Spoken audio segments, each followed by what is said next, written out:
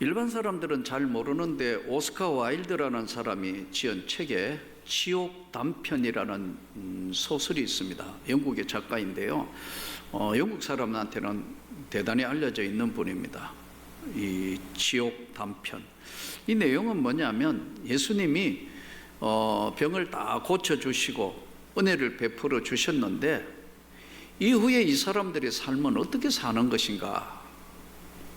이 사람들이 다시 건강해졌고 치유받았고 해결된 뒤의 삶은 어떻게 됐는가 하는 것을 알아보기 위해서 예수님이 길을 나서셔서 저들을 만난 이야기가 지옥 단편이라는 얘기입니다. 근데 상당히 이 소설은 많은 생각을 하게 하는 소설이에요. 근데 여기 이제 첫 번째 만난 사람은 원래 안전병이었던 사람을 고쳐줬는데, 예? 이 안전병이었던 이제 소위 장애인이 어떻게 됐는가 갔는데 이 사람이 알코올 중독자가 되어 있는 거예요.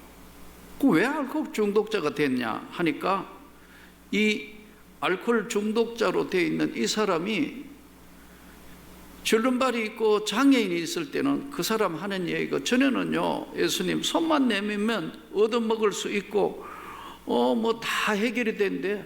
몸이 멀쩡해지니까 아무도 쓰는 사람도 없고 도와주는 사람도 없고 직장도 못 구하고 홧김에 입에 술을 대기 시작했는데 계속 홧김에 먹다가 보니까 알코올 중독자가 됐습니다. 예수님이 너무 참 충격을 받아서 다음 사람을 찾아갑니다. 이 다음 사람은 늙은 창녀가 됐어요. 그거 왜 그러냐 하니까 주님을 만나서 처음에는 너무너무 기뻐서 즐겁고 막 이렇게 살았는데 시간이 지나다가 보니까 자기를 쳐다보는 사람도 없고 세상 낙도 없고 재미도 없고 외롭고 너무 따분해서 전에 만났던 사람 한 번만 더 만날까 하다가 보니까 자꾸 만나가다 보니까 몸을 파는 여자가 돼서 이렇게 늙은 창녀가 됐습니다. 세 번째 사람을 예수님이 그 지옥 단편에서 만납니다. 이 사람은 원래 소경이었어요. 소경이 눈을 뜨고 나니까 너무너무 세상이 더럽고 꼴불견이고 부조리가 많고 못된 것들을 많아가지고 저들하고 싸우고 하다가 보니까 불량바가 돼가지고 깡패가 됐다는 거예요. 이 이야기 내용은 오늘 이 시대를 사는 우리에게 굉장히 시사하는 바가 많습니다. 우리가 어떤 은혜를 입어서 치유받았다, 몸의 건강을 되찾게 됐다, 은혜를 받았다, 예수님이 병 고쳐 주시는 게 이게 모두로 다 해결된 게 아니고 사실은 건강 문제나 어떤 일시적인 문제가 해결됐다고 인생 문제가 해결된 것은 아니에요. 우리가 은혜를 받았다는 것은 하나님의 선택을 받은 것이지 삶은 우리들의 몫이에요. 그러니까 우리가 착각하는 건 은혜 받고 나면 해결이 다 된 거로 생각하지만 아니에요. 진행형입니다. 그래서 우리가 교리적으로 볼 때도 성화의 과정은 대단히 중요한 거예요. 그래서 우리가 기독교에서 믿으면 구원받으면 다 된 거 아니냐? 천만에요. 믿으면 구원을 받았으면 구원받은 이후에 삶이 무엇이냐는 것이 대단히 중요한 거예요. 그래서 이 오스카 와일드라는 사람이 지옥 단편을 쓰면서 이 예수님 만난 사람들의 그 이후의 삶의 이야기를 오늘 우리에게 대단히 충격적으로 던지는 말씀이에요. 은혜는 받은 것도 중요하지만 받은 것을 유지하면서 세상을 사는 게 얼마나 중요하다는 것을 던진 핵심의 소설이에요.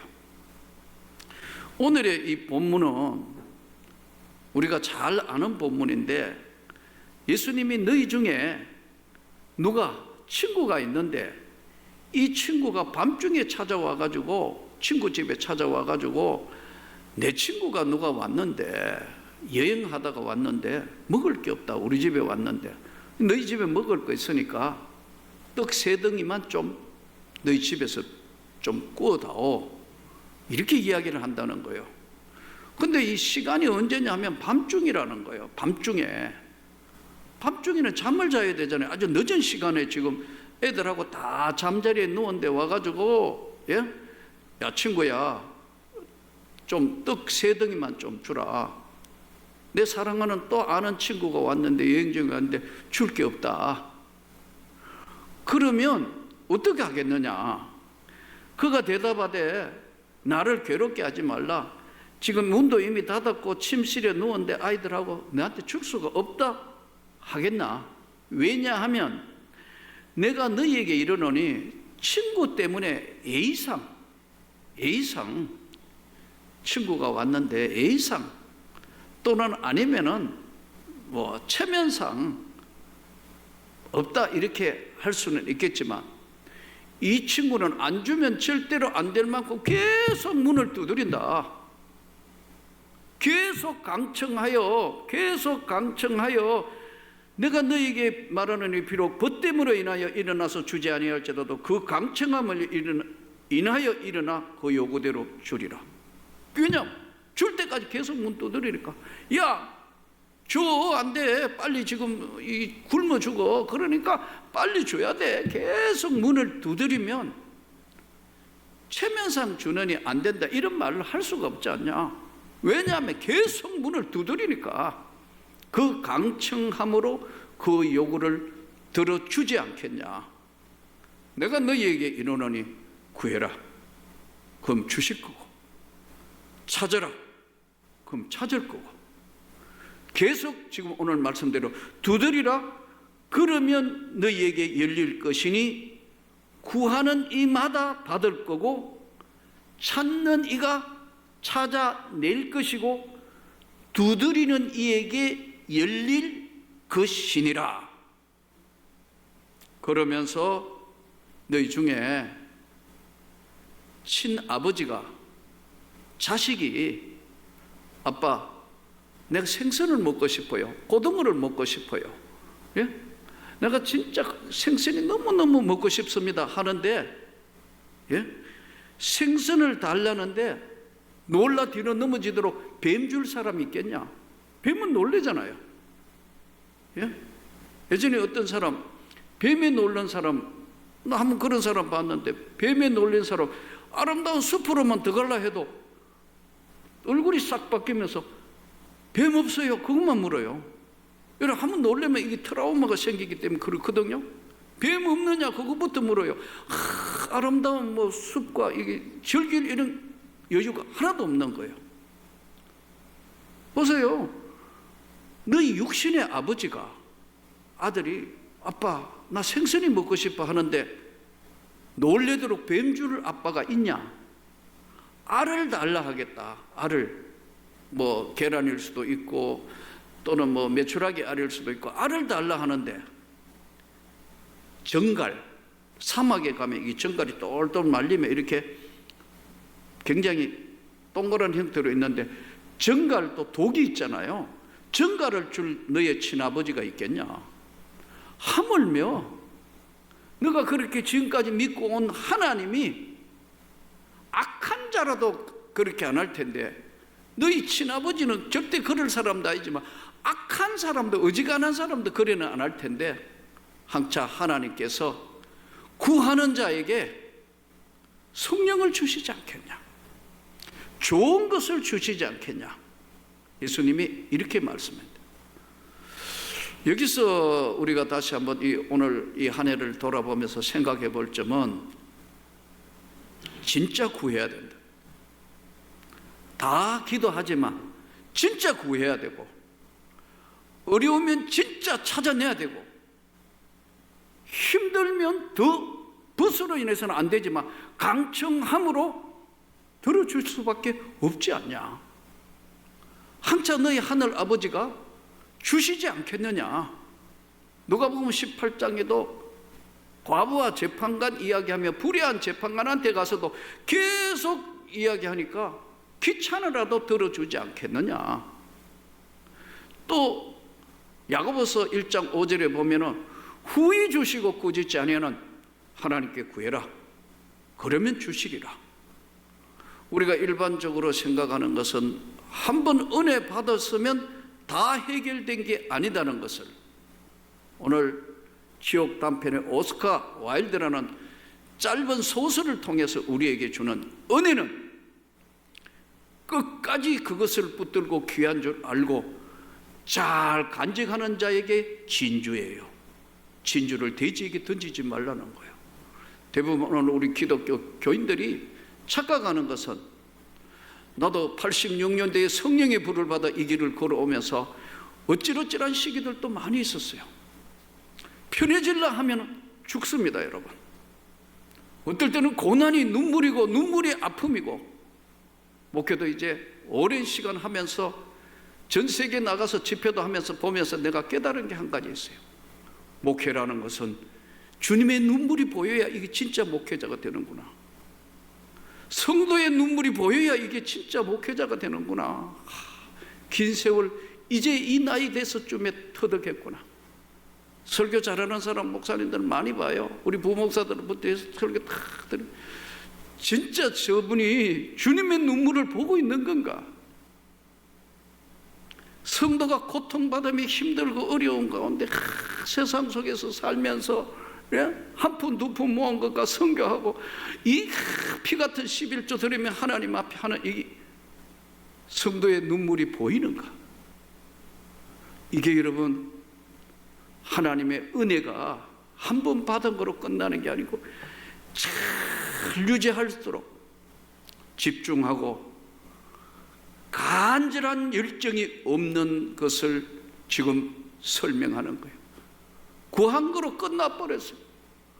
찾아보고 없던데요, 끝났어요. 해봤는데요, 끝났다는 거예요. 아니라는 거예요. 벗들로 인해서는 뭐 형식적으로 할 수 있지만 간절히 강청하는 자에게 너의 하늘 아버지께서는 주시지 않겠느냐. 은혜가 소멸되는 시대에 살아요. 그러다가 보니까 뭐 그 사람도 그런데 뭐 다른 교회도 그런데 뭐 다 그렇고 여러분 그렇게 예수 믿으면 우리 삶이 하나님의 세계의 깊은 세계를 볼 수가 없어요.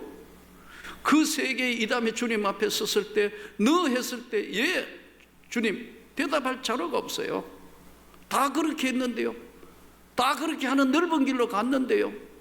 좁은 문으로 들어가고 좁은 길로 가라고 하는데 오늘 이 세대는 그렇게 할 수 없는 세대로 자꾸만 막아가고 있고 또 우리도 길들어져 가는 시대가 있어요. 사랑하는 성도 여러분, 오늘 예수님의 말씀을 한 해를 돌아오면서 잘 돌아봐야 합니다. 벗들로 인해서는 주시지 않는다. 그러나 진짜 하나님의 깊은 세계에 주님의 눈물을 보고 기도하는 자는 내가 성령을 주어 지혜를 주시고 은혜를 주시고 견디게 하시고 축복하시고 새로운 세계의 길을 열어주시는 거예요. 오늘 이 본문에서 우리가 벗들로 인해서 끝내는 신앙생활을 해서는 절대로 안 된다. 하나님의 깊은 세계, 전문가들도 내가 보니까 최고의 CEO나 전문가는 그 방면의 최고는 아무나 되는 게 아닌 것 같아요. 저는 미술의 물의학에 대해서 잘 몰랐는데 유럽에 가서 멍크라는 사람의 그림을 봤습니다. 뭐 이상하게 그림을 그려놓고 뭐 근데 내가 그 전문가에게 한번 물어봤어요. 저 사람 어떻게 된 거 아니에요? 좀 세상 말로 미친 거 아니에요? 미쳤대요. 그러니까 그 세계에 들어오는 거예요. 우리가 보지 못하는 세계를 보는 거예요. 여러분 사업이나 장사나 여러분 우리가 하고 있는 범사에 진짜 하나님의 축복의 손이 나타나도록 기도해야 돼요.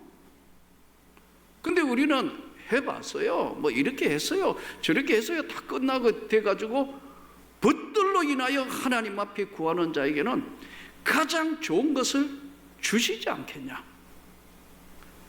생선 달라는데 놀라도록 뱀 주겠냐. 알 달라고 그러는데 정가를 육신의 아버지는 절대 그렇지 않을 거고 악한 자들도 그렇게 놀래게는 안 할 텐데 항차 하나님이 좋은 거 주시지 않겠냐. 음악의 세계나 여러분 스포츠나 운동의 세계나 미쳐야 이게 되는 겁니다. 세상 좀 속된 말로 그 세계에 몰입을 해야 된다. 그래야 그 세계에 길이 열리고 보이게 되는 거예요. 하나님 앞에 오늘 또 위로부터 주시는 하나님의 눈물겨운 우리에게 열정을 요구하고 우리에게 노력을 요구하고 우리에게 하나님 앞에 간절히 구해보라는 거예요. 그리고 너가 할 수 있는 거 찾아보라는 거예요. 사업도 그래서 아무나 하는 게 아니에요. 사업에 하나님 복 주실 때 순간적으로 열면서 복을 주시는 거예요. 제가 여러 차례 말씀드렸지만 축복은 길이 있고 때가 있는 거예요. 그 하나님의 세계에 구해보라는 거예요. 그리고 네가 찾아보라는 거예요. 두드려보라는 거예요. 이 세계에 대부분 보면 해봤고 이렇게 하니까 안 되고 이런 것들로 찾아 있기 때문에요. 오늘 주님이 말씀하시는 이 깊은 세계, 우리가 보통 과거로부터 상처받았다 하면 치유가 필요한 사람이라고 이야기하는데 보통 보면 우리가 소위 힐링이라고 그러잖아요. 힐링은 치유는 상하거나 망가지거나 하기 전에 본래의 상태로 회복되는 게 치유란 말이에요. 우리가 보통 치유, 마음의 치유, 육신의 치유 필요해요. 그러나 치유 자체가 보람이나 행복, 성숙에 이르는 건 아니라는 거예요. 치유는 그냥 본래 상태로 돌아가는데 오늘 오스카 와일드의 이 말씀대로 지옥 단편이라는 이 이야기대로 은혜 받은 이후에 이렇게 왜 이 사람들이 원래 상태로 돌아가는가? 더 깊은 내적 세계의 이너 힐링이라는 게 무슨 말씀이냐 하니까 영어로 이너는 안쪽이라는 얘기잖아요. 내적인 거. 그러니까 주님의 깊은 세계로 한번 들어가야 된다니까. 은혜의 세계로. 그리고 그걸 유지하기 위해서 간절히 구하다가 보면 아이디어를 주신다고, 지혜를 주신다고요. 직장에도 하나님이 승승장구할 수 있도록 하나님이 손을 잡고 밀어 세우시는 거예요. 어떤 고난이든 어떤 역경이든 바로 끈질긴 기도가 필요하고 포기하지 않는 은혜가 필요하고 간절히 구하는 열정이 있고 최선을 다할 때는 그분 주님이 세우시고 은혜를 베푸시고 채워주시는 거예요.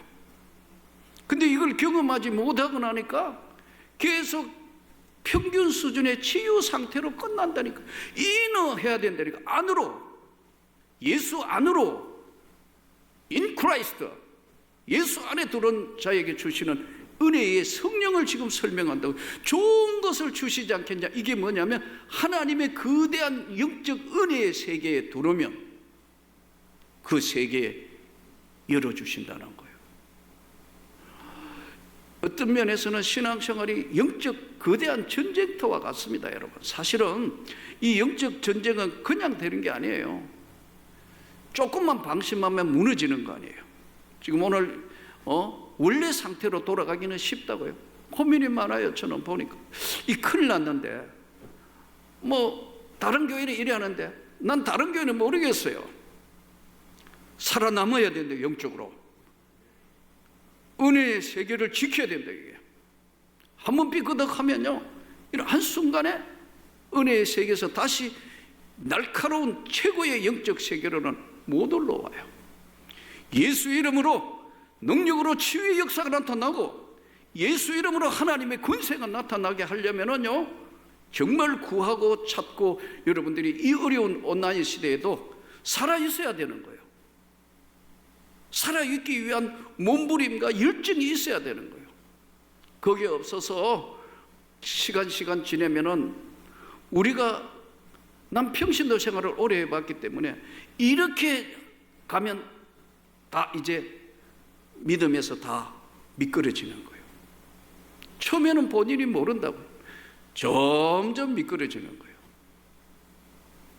간절히 부탁드립니다. 구하시기를 축복합니다. 찾으시기를 축복합니다. 노력해서 두드리기를 원하십니다. 주님이 원하시는, 그럼 주님이 가장 좋은 것으로 내가 주지 않겠냐? 내가 가장 내가 필요한 하나님의 영, 거대한 성령이 지시함을 주시면 성령의 감동함으로 이걸 해봐야겠다.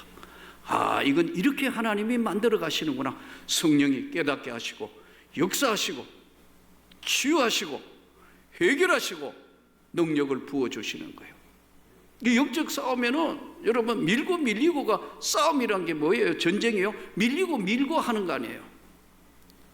6.25 전쟁 때 가장 치열한 전투가 어디냐 보니까 백마고지더라고요. 백마고지에는 인민군과 국군 유엔군이요 몇 번 바뀌었느냐. 오늘은 인민군이 차지하고 이틀 뒤에는 국군이 차지하고 또 일주일 뒤에는 인민군이 오고 국군이 밀려나고 24번 했어요. 24번. 우리 국군이 죽은 숫자가 그 전투에만 3,500명 전사였어요. 중공군은 14,000명 전사했다고요. 이 전쟁사에 나오는 거예요. 24번 주인이 고지가 바뀐다고. 일로 바뀌고 절로 저쪽 이쪽 저쪽 조금만 방심하면 한순간에 고지 다 전멸해버린 거예요. 마치 영적 전투가 지금 이런 상황에 한국교회가 와 있고 지금 우리도 이 시기에 정신을 차려서 벗들로 인해서 보통 평균 이야기잖아요. 친구가 찾아가면 야 귀찮아 그거 안 돼 그냥 저녁에 자 우리 지금 자야 되니까 안 돼. 그렇지만 밤낮으로 계속 두들겨 하면은 주시지 않겠나? 안 주실 수가 없으니까.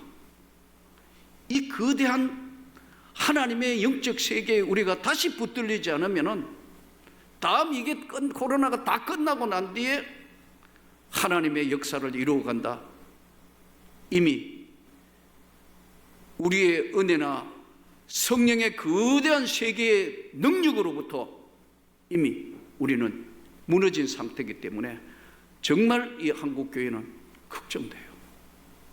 사랑하는 성도 여러분, 지금 우리가 보고 있는 것은 주님의 얼굴을 보고 주님의 눈물을 보고 어렵고 힘든 성도들의 눈물을 볼 수 있어야 이게 교회고 전 세계를 향하여 지상의 명령인 세계를 향하여 갈 수 있는 교회는 주님의 얼굴을 볼 수 있어야 돼요. 두드려라, 구해라, 찾아라.